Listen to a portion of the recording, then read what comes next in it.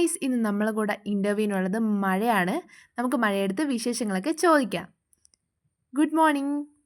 Good morning. ഇപ്പം നമ്മളുടെ കാലാവസ്ഥയെന്ന് വെച്ചാൽ രാവിലെ മഴ, ഉച്ചയ്ക്ക് മഴ, വൈകിട്ട് മഴ, ഏത് ടൈമിലും മഴയാണ്. അപ്പോൾ അതിനെക്കുറിച്ച് മഴയ്ക്ക് എന്താണ് സംസാരിക്കാനുള്ളത്? അത് നല്ലതല്ലേ? നിനക്ക് രാവിലെ ഉച്ചയ്ക്കും വൈകിട്ട് എന്നെ കണ്ടുകൊണ്ടിരുന്നൂടെ? വെയിലിനിങ്ങനെ വരാൻ പറ്റുമോ? വെയിൽ പകലല്ലേ വരുന്നത്? വെയിൽ രാത്രി വരുമോ? എനിക്കാണെങ്കിൽ ഫുൾ ടൈം വരാൻ പറ്റും. അതുകൊണ്ടല്ലേ ഞാൻ വരുന്നത്. അതിനെന്താ പ്രശ്നം? ഈ കാലാവസ്ഥ മോശമായതുകൊണ്ട് തന്നെ ചിലർ പറയുന്നത് മഴയൊരു സൈക്കോയാണെന്നാണ്. അതിനെപ്പറ്റി എന്താണ് പ്രതികരിക്കാനുള്ളത്? ഒരുപാട് പേര് പറയുന്നുണ്ട് ഞാൻ സൈക്കോയാണെന്ന്. ഈ പറയുന്ന ആൾക്കാർ തന്നെ മാർച്ച്, ഏപ്രിൽ, മെയ് മാസങ്ങളിൽ എന്നെ ദൈവത്തെ പോലെയാണ് കാണുന്നത്. വെള്ളമൊന്നും ഇല്ലാതെ വരുമ്പോൾ അയ്യോ ഒരു മഴ പെയ്തെങ്കിൽ, അയ്യോ ഒരു മഴ പെയ്തെങ്കിൽ, ഈശ്വര ആ ദൈവങ്ങളെ എല്ലാ ദൈവങ്ങളെയും വിളിച്ച് ബുദ്ധിമുട്ടിക്കും. അന്ന് ഞാൻ നല്ലത്, ഇപ്പോഴാ സൈക്കോ. പണ്ടുള്ളവർ പറഞ്ഞു കേട്ടിട്ടുണ്ട് മഴയും വെയിലും ഒരുമിച്ച് വരികയാണെങ്കിൽ കുറുക്കൻ്റെയും കോഴിയുടെയും കല്യാണമാണെന്ന്. അതിലെന്തെങ്കിലും സത്യമുണ്ടോ? ആര് പറഞ്ഞ് കുറുക്കൻ്റെയും കോഴിയുടെയും കല്യാണത്തിനാണ് രണ്ടുപേരും ഒരുമിച്ച് വരുന്നതെന്ന്? ഇത് ആര് പറഞ്ഞു ഉണ്ടാക്കുന്നത്? ഞാൻ നിങ്ങൾ മനുഷ്യരെ കണക്ക് ഡെയിലി വന്ന് വാട്സപ്പിൽ ചാറ്റ് ചെയ്യാനോ നേരിട്ട് കാണാനോ പറ്റത്തില്ല. ഞങ്ങൾക്ക് തമ്മിൽ കാണുന്നതിനെന്താ? ഞങ്ങൾക്ക് തമ്മിൽ പല പ്രശ്നങ്ങളും ഉണ്ട്, പൈസയുടെ ഇടപാടൊക്കെ ഉണ്ട്.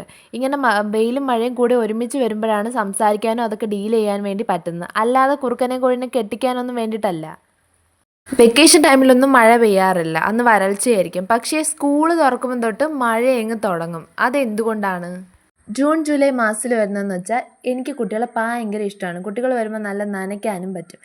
ഈ വെക്കേഷൻ ടൈമിലെല്ലാം വന്നാൽ പിള്ളേരെ വീട്ടിലോട്ടാക്കണമായിരിക്കും, അപ്പോൾ ഒന്നും കാണാൻ പോലും പറ്റത്തില്ല. ജൂൺ ജൂലൈ ആകുമ്പോൾ പിള്ളേർ പുതിയ യൂണിഫോമും ബാഗൊക്കെ ആയിട്ട് ഇറങ്ങുമ്പോഴത്തേക്ക് എനിക്ക് പിള്ളേരെ അങ്ങോട്ട് നനയ്ക്കാനും പറ്റും. എനിക്കത് ഭയങ്കര ഇഷ്ടമാണ്. അതാണ് എൻ്റെ ഹോബീസ്. ഈ മഴക്കാലം വരുമ്പോൾ എന്തുകൊണ്ടാണ് രോഗങ്ങളുടെ എണ്ണം കൂടുന്നത്?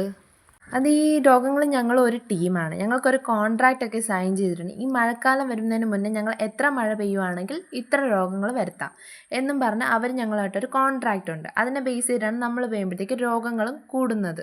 മേഘങ്ങൾ കരയുന്നതാണ് മഴയായിട്ട് പെയ്യുന്നതെന്ന് ചിലർ പറയുന്നുണ്ട്. അതിലെന്തെങ്കിലും സത്യമുണ്ടോ? പറഞ്ഞുണ്ടാക്കുന്നത് അത് പണ്ടത്തെ ഓരോ ആൾക്കാർ പറഞ്ഞുണ്ടാക്കുന്നത്. ഇതിനൊന്നും ഒരു സത്യമില്ല. ആദ്യം അത് മനസ്സിലാക്കണം. എന്തൊക്കെ ചോദ്യങ്ങളാണ് ചോദിക്കുന്നത്? ഞങ്ങളിതൊന്നും അറിഞ്ഞില്ലല്ലോ. ഏത് മേഘമൊന്നുമായിട്ട് ഞങ്ങൾ വലിയ ടൈപ്പൊന്നും ഇല്ല. പിന്നെ കൂടെ സപ്പോർട്ടീവായിട്ട് നിൽക്കുന്നതേ ഉള്ളൂ. എന്നാലും ഞങ്ങൾ അത്ര കമ്പനിക്കാരൊന്നും അല്ല. അത് ആവശ്യമില്ലാത്ത സ്ഥലത്ത് കയറിയിട്ട് സംസാരിക്കുന്ന ഒരു കുട്ടിയാണ് മേഘം. ഒരുപാട് സ്ഥലത്ത്, കേരളത്തിൽ തന്നെ ഒരുപാട് സ്ഥലത്ത് വെള്ളം കയറുന്നുണ്ട്, ഒരുപാട് പ്രശ്നങ്ങളുണ്ട്. അപ്പോൾ ഈ മഴ എന്നായിരിക്കും കഴിയുന്നത്? ഞാനെന്തായാലും ഇപ്പം പോകാനൊന്നും ഉദ്ദേശിക്കുന്നില്ല. മുമ്പൊക്കെ ആയിരുന്നെങ്കിൽ നിങ്ങൾ പറയത്തില്ലായിരുന്നോ മഴ പെയ്യുന്നില്ല, വരൾച്ച, ചൂട്, വെള്ളമില്ല.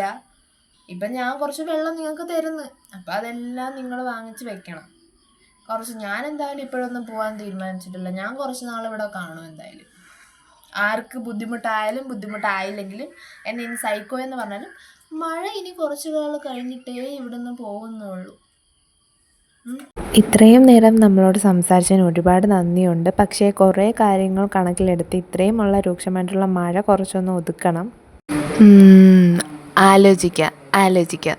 ശരി, താങ്ക് യു.